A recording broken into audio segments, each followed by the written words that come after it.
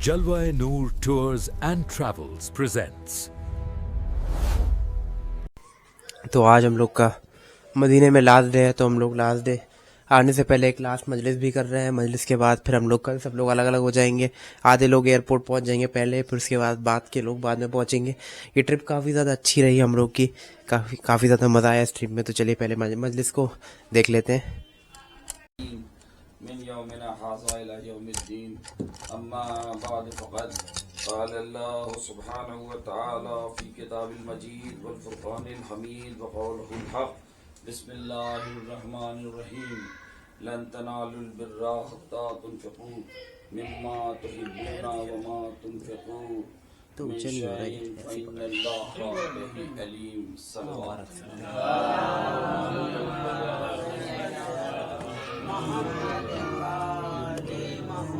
ارشاد رب العزت ہو رہا ہے کہ تم ہرگز لن تنالوا البر، تم ہرگز نجات نہیں پا سکتے جب تک کہ اپنی عزیز شے کا کچھ حصہ راہ خدا میں نہ خرچ کرو. اور خدا سب کچھ جاننے والا، بڑا ہی بخشنے والا، غفور الرحیم ہے. تو یہ آیت اس طرف زور دیتی ہے کہ ہمیں راہ خدا میں خرچ کرنا چاہیے. اسلام ایسا مذہب ہے جو خرچ کرنے کے اوپر زور دیتا ہے اور بخالت کو بہت بری نظر سے دیکھتا ہے، سخاوت کو بہت اچھی نظر سے دیکھتا ہے، اور سخی انسان کو یہ اسلام بہت چاہتا ہے، لیکن بخیل کی بڑی مذمت کرتا ہے. تو اسلام اسی لیے کہہ رہا ہے کہ تم ہرگز نجات کا راستہ نہیں پا سکتے، یعنی کہ اگر انسان خرچ نہیں کرے گا تو اسے نجات بھی نہیں ملے گی. اس لیے مسلمان میں خرچ کرنے کی عادت ہونی چاہیے.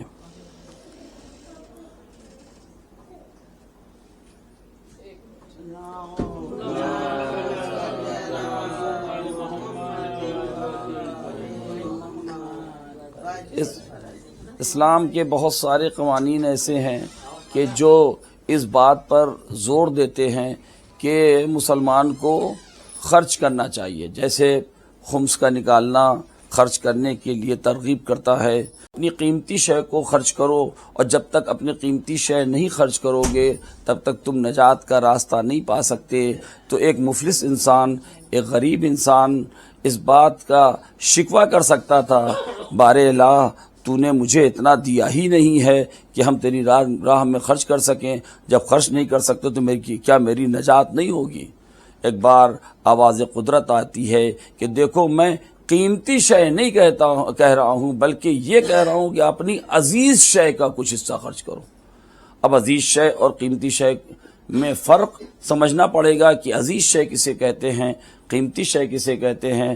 ہر قیمتی شے عزیز ہو سکتی ہے، لیکن ہر عزیز شے قیمتی ہو ایسا ممکن نہیں ہے. ایک چھوٹی سی مثال سے اس بات کو واضح کیا جا سکتا ہے کہ آج جیسے ہم یہاں عمرہ کرنے کے لیے آئے ہیں، آج سے ہم 1400 سال پہلے کے دور میں اگر جائیں تو اس وقت جب انسان نکلتا تھا، حج کے لیے جاتا تھا، عمرہ کرنے کے لیے جاتا تھا، یا اور کسی اپنے دوسری ضروریات یا اور کسی سفر پر نکلتا تھا، تو اسے اس بات کی امید نہیں رہتی تھی کہ لوٹ کر آئیں گے تو ہماری تمام قیمتی شے ہمیں ملے گی. اس لیے لوگ اسے امانت کے طور پر دوسروں کے پاس رکھوا دیتے تھے، یا پھر اپنے ساتھ لے کر جایا کرتے تھے. اور وہی واقعہ اسی دور کا یہ واقعہ کہ ایک جوہری ہے جو اپنی تمام پونجی کو، یعنی تمام ہیرے اور جواہرات کو، سفر پر نکلتا ہے، تمام ہیرے اور جواہرات کو ایک تھیلی میں رکھ کر، ایک جھولے میں رکھ کر وہ لے کر جا رہا ہے. وہ ہیرے جواہرات اتنے قیمتی ہیں کہ اگر وہ کسی کو دے دیا جائے تو اس کی پشتیں بیٹھ کر کھائیں، اتنی قیمت رکھتا ہے. اور وہیں پر ایک دوسرا شخص ہے جو کہ اپنے ساتھ کچھ پانی لے کر جا رہا ہے. اس زمانے میں لوگ اپنے ساتھ مشک لے کے جایا کرتے تھے جس میں پانی رکھے ہوئے رہتے ہیں، اور اس جوہری کے پاس پانی نہیں ہے اور یہ جابلب ہے، یعنی کہ اس کے پیاس کی شدت کی وجہ سے اس کا زندہ رہنا اب مشکل نظر آ رہا ہے۔ اب وہ اس شخص کے پاس آتا ہے جس کے پاس پانی ہے۔ پانی کی قیمت کیا ہے؟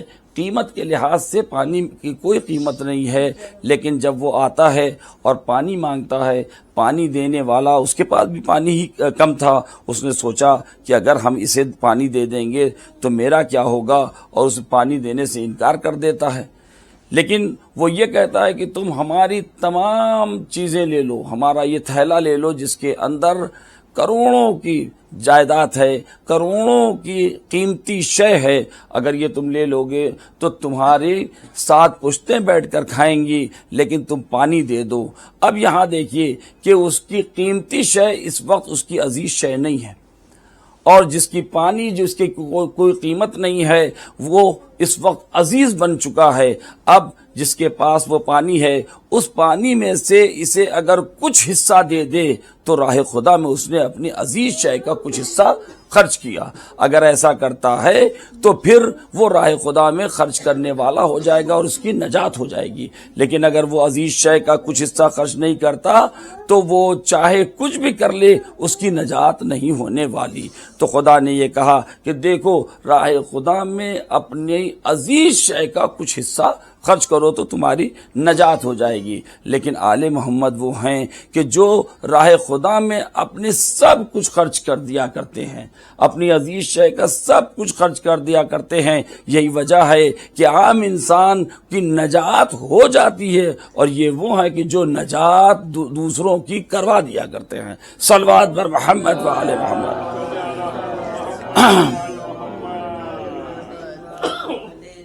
یہ سخاوت آل محمد کا جو وراثت میں ملی ہے، وہ اپنی سخاوت کی بنا پر جانے جاتے ہیں۔ یہی وجہ ہے کہ امام حسن علیہ السلام کا دسترخوان اسی مدینے میں اتنا مشہور تھا کہ جو بھی بھوکا ہوتا تھا وہ امام حسن کے در پہ آ جایا کرتا تھا، اور اسے کھانا مل جاتا تھا، اسے پانی مل جاتا تھا، اسے تمام ضروریات کی چیزیں مل جاتی تھی۔ اور یہی بات ہے کہ علی اس شخصیت کا نام ہے کہ جس کے در پر کوئی آ جاتا ہے تو وہ اتنا دے دیتے ہیں کہ اسے دوسرے در پر جانے کی ضرورت نہیں پڑتی۔ لوگوں نے تعریف کی کہ حاتم طائی جو ہے وہ بہت بڑا سخی ہے، اتنا بڑا سخی ہے، اتنا بڑا سخی ہے کہ وہ 40 دروازوں سے سخاوت کرتا ہے۔ کوئی انسان ایک دروازے پر آئے تو وہاں سے بھی دیتا ہے، دوسرے دروازے پر آئے وہاں سے بھی دیتا ہے، یہاں تک کہ 40 دروازوں پر بھی لوگ آئے تو وہ سخاوت کرتا رہتا ہے۔ امام نے کہا کہ وہ سخی انسان نہیں ہے بلکہ وہ بخیل ہے، اس لیے کہ اگر مانگنے والا پہلے ہی در پر اتنا مل جائے کہ اسے دوسرے در پہ جانے کی ضرورت نہ پڑے تو اسے سخاوت کہتے ہیں۔ صلوات بر محمد و آل محمد۔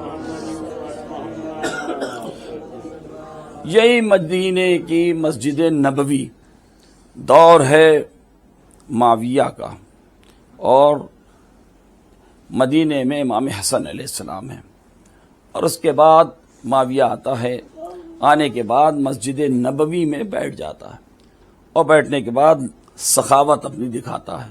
جو آ رہا ہے اسے کسی کو 50 درہم، کسی کو 100 درہم، کسی کو 200 درہم، کسی کو 400 درہم بانٹتا جا رہا ہے۔ بس ایک بار اس کا مشیر اس کو رائے دیتا ہے، کہا کہ آپ اتنا بانٹ رہے ہیں، سب لوگ لینے والے آ رہے ہیں، آپ سب کو بانٹتے چلے جا رہے ہیں، لیکن حسن اسی مدینے میں ہیں، وہ آپ کی دولت لینے کے لیے نہیں آئے ہیں۔ آپ حسن کو بھی بلائیے اور انہیں بھی کچھ دولت دیجئے، کچھ مال و متاع دیجئے، تاکہ پتہ چلے کہ آپ کتنے بڑے سخی ہیں۔ آپ اپنی سخاوت دکھائیے تو حسن کو بھی آپ دیجئے۔ اور اس نے جو مشورہ دیا، چونکہ مشیر تھا، مشورہ ایسا دیا کہ آپ ان کو دولت اتنی دیجئے تو تاکہ وہ ان کا منہ بند ہو جائے اور وہ کچھ کہہ نہ سکیں، اور دونوں طرف سے اس میں آپ کا فائدہ ہے۔ ایک تو یہ کہ اگر حسن نے اس دولت کو لینے سے انکار کر دیا تو آپ کو کہنے کو ہو جائے گا کہ میں تو ان کے ساتھ صلح کا ہاتھ بڑھاتا ہوں، ان کو دولت دینا چاہتا ہوں، لیکن وہ لینے سے انکار کر دیتے ہیں۔ اور دوسری طرف جب وہ دولت اگر لے لیں تو آپ کو یہ بھی کہنے کی بات ہو جائے گی کہ یہ دولت کے اتنے بھوکے تھے کہ یہ دولت دیکھ کر ان کے پاؤں میں لغزش آ گئی اور انہوں نے دولت لے لی۔ دونوں طرف سے آپ کو فائدہ ہے۔ آپ حسن کو بلوائیے۔ امام حسن کے پاس آدمی جاتا ہے اور امام حسن کو مسجد نبوی میں طلب کیا جاتا ہے، کیونکہ اس وقت کا وہ خلیفہ تھا۔ اس نے امام حسن علیہ السلام کو مسجد نبوی میں طلب کیا اور اس کے بعد اپنے کارندوں سے کہا کہ دن بھر میں جتنے درہم ہم نے بانٹی ہیں وہ اس سے بھی زیادہ درہم لے کر آؤ اور وہ حسن کی خدمت میں پیش کیا جائے گا۔ خان کے خان سچ کے آ گئے۔ ایک خان ایسا سچ کر آتا ہے جس میں درہم و دینار ہے، دوسرا ایسا سچ کے آتا ہے جس میں ہیرے جواہرات ہیں، اور اس طریقے سے خان پر خان سجا ہوا اس کے بازو میں لا کے رکھ دیا جاتا ہے اور وہ بار بار اس طرف دیکھ رہا ہے۔ امام حسن علیہ السلام بھی بیٹھے ہیں اس کے پاس، لیکن ان کی نظر کبھی اس قیمتی شے کی طرف نہیں جا رہی ہے، وہ بار بار اس طرف دیکھ رہا ہے اور یہ چاہتا ہے کہ امام حسن بھی اس قیمتی شے کی طرف دیکھیں، لیکن امام حسن اس طرف دیکھ ہی نہیں رہے۔ اور آخر میں اس سے جب نہیں رہا گیا اس کے بعد کہنے لگا، حسن یہ دیکھ رہے ہو یہ کتنی قیمتی شے ہیں، یہ کتنی دولت ہے، یہ سب دولت میں تمہیں دیتا ہوں۔ اور اس کے ساتھ ساتھ اس نے ایک جملہ اور کہہ دیا، اس نے یہ کہا کہ آل محمد کو ہندا کا نام بہت ناگوار گزرتا تھا۔ جب سے اس نے جناب حمزہ کا کلیجہ چبایا تھا، آل محمد کے سامنے اگر کوئی ہندا کا نام لے لیتا تھا تو انہیں بہت ناگوار گزرتا تھا، اور وہ ہندا کا بیٹا ہی تھا۔ اور اس نے دینے کے ساتھ ساتھ یہ بھی کہتا ہے کہ حسن یہ اتنی دولت ہم تمہیں دے رہے ہیں، دیکھو کتنے ہم سخی ہیں، اور یہ سخاوت کون کر رہا ہے؟ یہ ہندا کا بیٹا یہ سخاوت ایسی کر رہا ہے کہ اتنی دولت تمہیں دے رہا ہے۔ امام حسن کو بہت ناگوار گزرا کیونکہ ہندا کا نام آ گیا تھا، لیکن خدا آل محمد کی عزت رکھنے کی ذمہ داری خدا کی ہے۔ آل محمد کو طہارت دینے کی ذمہ داری، طاہر و طیب و طاہر رکھنے کی ذمہ داری خدا کی ہے۔ عزت دینے والا خدا ہوتا ہے۔ بس اتنا ہی سننا تھا۔ امام حسن علیہ السلام نے اپنی نظروں کو جھکایا، اتنے میں ہی ایک شخص دوڑتا ہوا آ جاتا ہے مسجد نبوی میں ہی، اور آنے کے بعد کہتا ہے کہ ہمیں امام حسن سے ملنا ہے، امام حسن سے ملنا ہے۔ امام حسن علیہ السلام وہیں بیٹھے تھے۔ کہا بتائیے کیا بات ہے؟ کہا مولا ہم آپ سے ملنا چاہتے ہیں۔ کہا بتاؤ کیا بات ہے؟ کہا میں ایک چپل بنا کر لایا ہوں، ایک چپل سل کے لایا ہوں، نئی چپل ہے، اس لیے ہم مسجد میں لے کر آ گئے ہیں، اور اس چپل کو ہم آپ کی خدمت میں پیش کرنا چاہتے ہیں۔ اور اس چپل کی خاص بات یہ ہے کہ ایک ایک ٹانکا لگاتے وقت میں نے صلوات پڑھی ہے اس کے اوپر، اور یہ ہماری منت تھی کہ ہم اسے آپ کے پاؤں میں پہنا دوں۔ امام حسن علیہ السلام نے کہا ٹھیک ہے، تمہارا یہ ہدیہ ہے، میں اسے قبول کرتا ہوں۔ اس نے کہا نہیں مولا، یہ ہدیہ ایسے نہیں قبول ہوگا، ہماری منت یہ بھی تھی کہ ہم اپنے ہاتھوں سے آپ کے پاؤں میں چپل پہناؤں۔ تو امام حسن علیہ السلام نے اپنے پاؤں آگے بڑھا دیے، اس نے وہ چپل امام حسن علیہ السلام کے پاؤں میں پہنا دی۔ امام حسن علیہ السلام کے پاؤں میں پہنانا تھا کہ بس ایک بار امام حسن نے کہا کہ یہ جو دولت ہے یہ تم لے جاؤ، تم نے ہماری خدمت میں چپل پیش کی، یہ دولت ہم تمہیں دیتے ہیں۔ اب وہاں لوگ دیکھتے رہ گئے کہ ایک چپل کی قیمت اتنی بڑی دولت۔ بس ایک بار امام حسن علیہ السلام معاویہ کی طرف مخاطب ہوتے ہیں اور کہتے ہیں کہ ہندا کا بیٹا جتنی دولت سخاوت میں دیتا ہے، فاطمہ کا بیٹا اتنی دولت ایک چپل پہنانے والے کو دے دیتا ہے۔ صلوات پر محمد والے محمد۔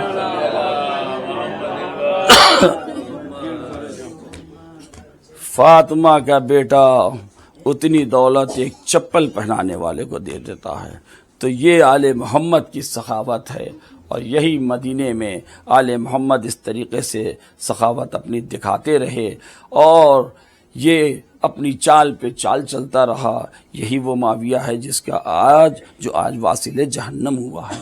جو آج واصل جہنم ہوا ہے اس لیے اس کا یہ ذکر ہم کر رہے ہیں کیونکہ آج وہ واصل جہنم ہوا. ہمارے لیے یہ عید کا دن ہے اور یہ ایسی چالیں کیا کرتا تھا, اس طریقے کی باتیں کیا کرتا تھا کہ لیکن اس کے باوجود کیونکہ اس کے مشیر بھی اس طریقے کے ہوا کرتے تھے کہ جو اس کو رائے دینے والے جو مروان تھا وہ اس کو رائے دینے والا اتنا زیادہ شاطر تھا کہ اتنا شاطر یہ خود نہیں تھا.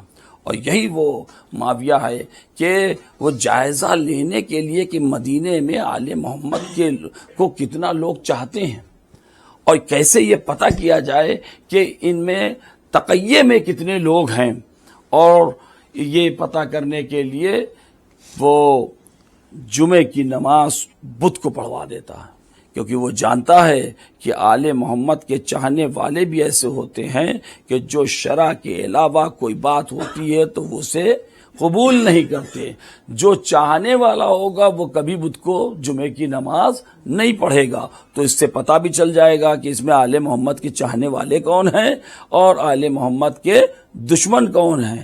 اسی طریقے سے یہ اسی مسجد میں آتا ہے تو اس نے نماز پڑھانا شروع کیا. تو جب نماز پڑھاتا ہے تو وہ نماز پڑھاتے ہوئے جب الحمد کا سورہ پڑھتا ہے تو اس میں بسم اللہ غائب کر دیتا ہے, بغیر بسم اللہ کے الحمد کا سورہ شروع کر دیتا ہے اور پوری نماز پڑھ ڈالتا ہے.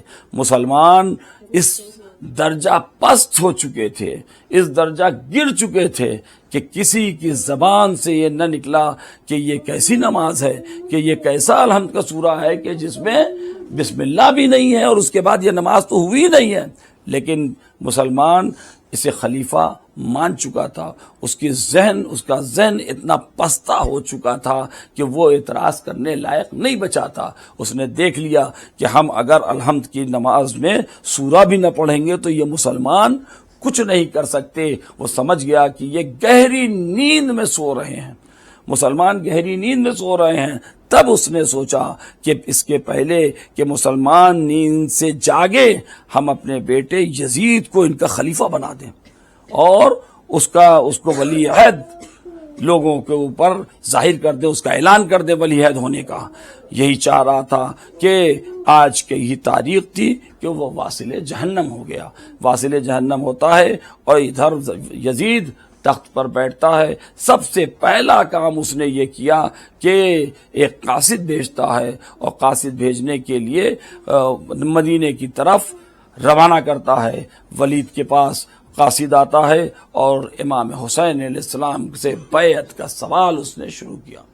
یہی رجب کی تاریخ آج 22 کو وہ واصل جہنم ہوتا ہے اور 27 کو قاصد پہنچ جاتا ہے مدینے میں اور 28 رجب کو امام حسین علیہ السلام کو یہ مدینہ چھوڑنا پڑتا ہے. یہ وہی مدینہ ہے کہ جس مدینے نے کیا کیا چیزیں نہیں دیکھی. حسین کو مدینہ چھوڑنے پر حسین مجبور ہوتے ہیں. حسن اسی مہینے میں اسی مدینے میں حسن پہ کے تابوت پر تیر چلائے جاتے ہیں. یہ تابوت پر تیر چلانے والا کون تھا؟ یہی مدینہ تھا.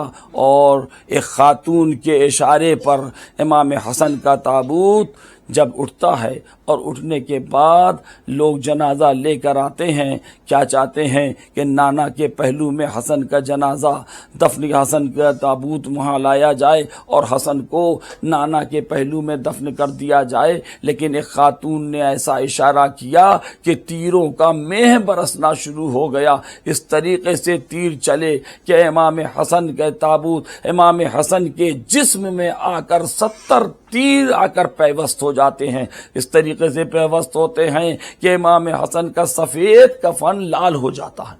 سفید کفن لال ہو جاتا ہے. ایک بار امام حسین نے کہا کہ بھائی ہم نانا کے پہلو میں انہیں دفنائیں گے نہیں, انہیں دفن نہیں کریں گے, لیکن کم سے کم نانا کے مزار تک جانے تو دو, اس جنازے کو جانے دو, ہم وہاں سے جنت البقیع کی طرف لے کر چلے جائیں گے, حسن کو ہم جنت البقیع میں دفن کر دیں گے. لیکن وہ خاتون نہیں مانتی ہیں, ان کا اشارہ ہونا تھا کہ تیروں کا مہ برسنے لگا.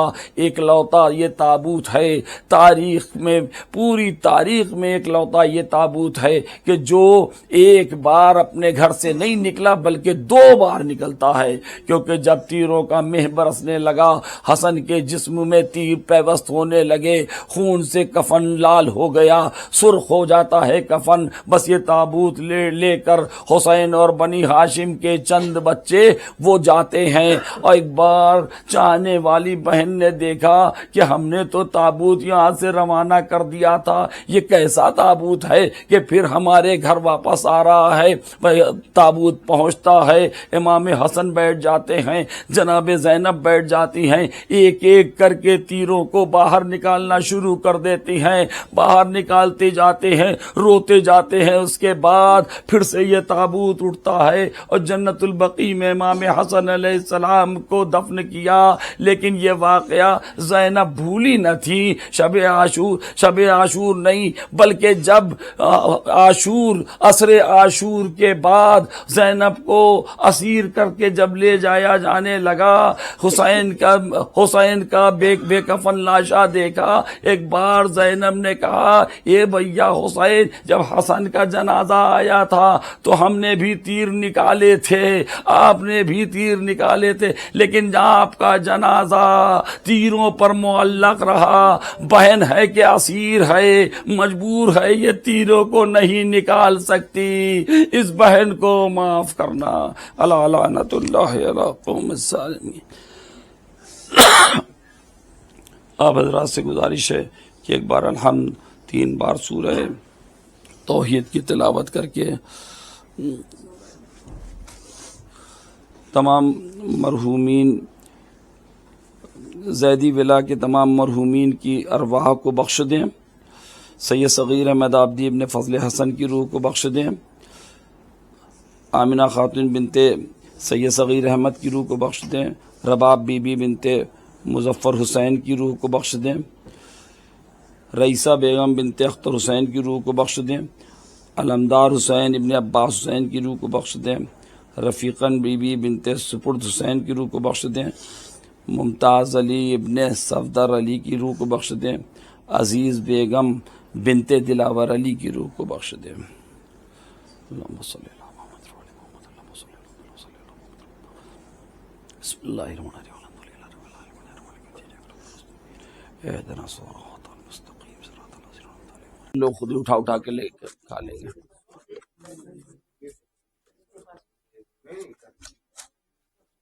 چلو یہ ادھر کرو, ادھر سے جاؤ, ادھر سے جائے, چلیے ادھر شروع کرو.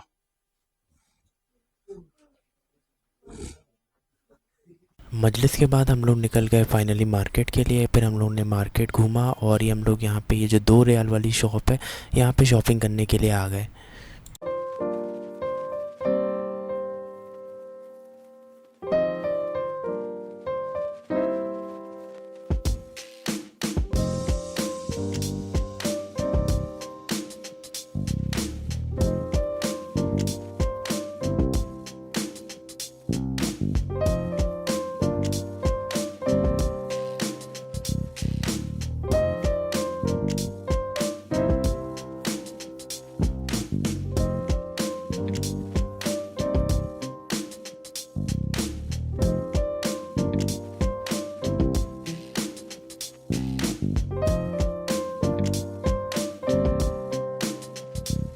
پھر ہم لوگ آ گئے اس 2 ریال والی شاپ کے اندر اور یہاں پہ بہت سارے آئٹم تھے, زیادہ تر سب 2 ریال کے, پر 2 ریال کے اوپر بھی تھے بہت سارے آئٹم. پھر ہم لوگوں نے دیکھی یہاں پہ جویلری بھی رکھی ہوئی تھی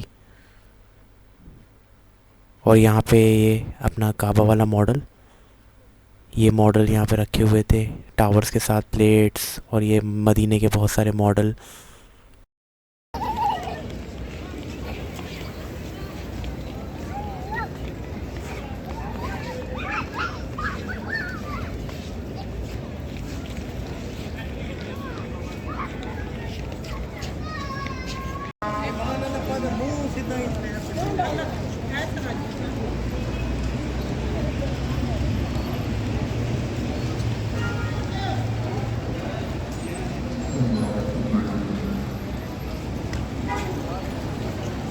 the next day.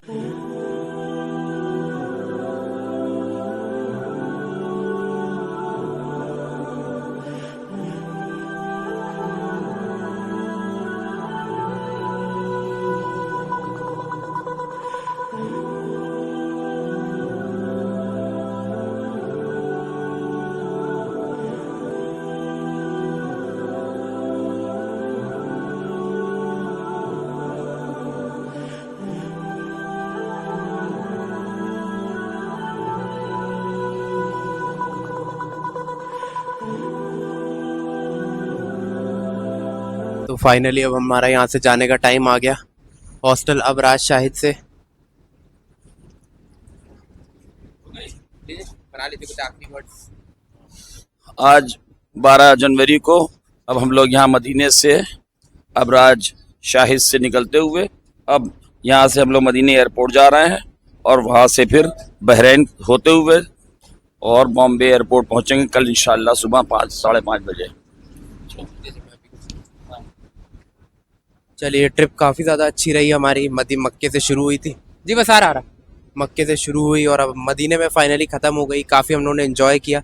हमारे ये जो जलवा नूर की शुरुआत में तो सब अलग अलग ही थे, पर अब एक फैमिली जैसी ही लगती है। सब एकदम सब एक ख़ानदान जैसे जब टेबल पे बैठ के खाते तो ऐसा लगता है कि सब ख़ानदान वाले ही बैठे हुए हैं, हंसी मजाक कर रहे हैं। हाशिम भाई जो हमारे साथ थे वो भी यही कह रहे थे कि आप लोग में कभी ऐसा नहीं लगता कोई सब अलग अलग है टूर के। ऐसा पहला उनने टूर देखा जहाँ पे सब लोग बैठे हुए हैं, एकदम खानदान की तरह बात कर रहे हैं कि सब लोग एक दूसरे जैसे दुआ के टूरों में लोग बैठते हैं फिर उसके बाद भूल जाते हैं कि कौन किस रूम में नहीं। और यहाँ पे हम लोग देखते हैं कोई नहीं खाया तो हम उसका रख लेते हैं और आगे पहुँचा देते हैं। तो चलिए फाइनली हम लोग का यहाँ पे ख़त्म होता है सफ़र और अब हम लोग आपको मिलेंगे बहरीन एयरपोर्ट में इंशाल्लाह। चलिए एक बस का भी देख लेते हैं।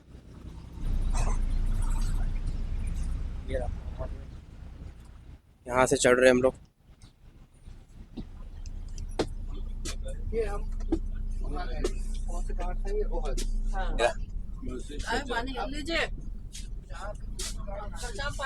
जी जी बना लो सब लोग वीडियो।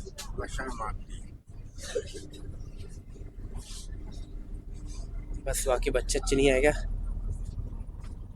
ये देखिए बच्चे भी यहाँ पे बैठे हुए हैं।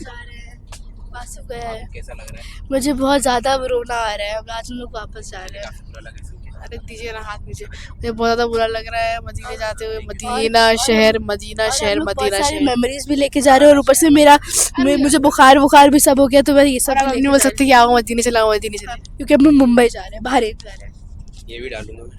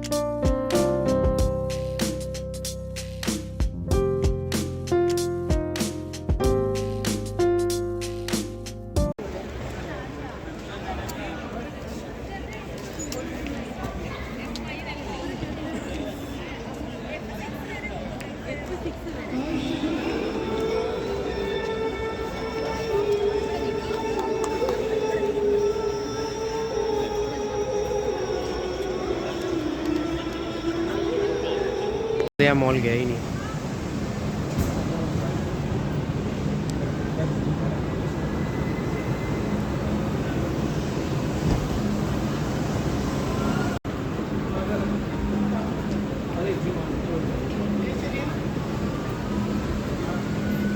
और रिकॉर्ड भी तो कर लूँ.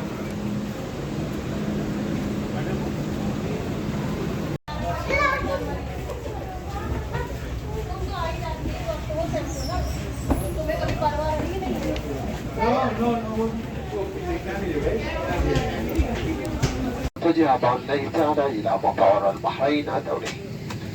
سوف تستغرق رحلتنا إلى مطار البحرين حوالي ساعة و30 دقيقة. كما نود أن نرحب ترحيبا خاصا بعد فالكون فلايرز برنامج البحرين International Airport will be approximately 1 hour 30 minutes. A very special welcome to Falcon Flyer members. In preparation for departure, personal electronic devices must على منادي الرحلة بما في ذلك أجهزة التدخين الإلكترونية كما ويحضر القانون التلاعب بأجهزة الكشف عن الدخان الموجودة داخل دورة المياه. تحضيرا للأقلام نتأكد من أن جميع الحقائب محفوظة بأمان تحت المقاعد أمامكم أو في الخزانات العلوية كما يجب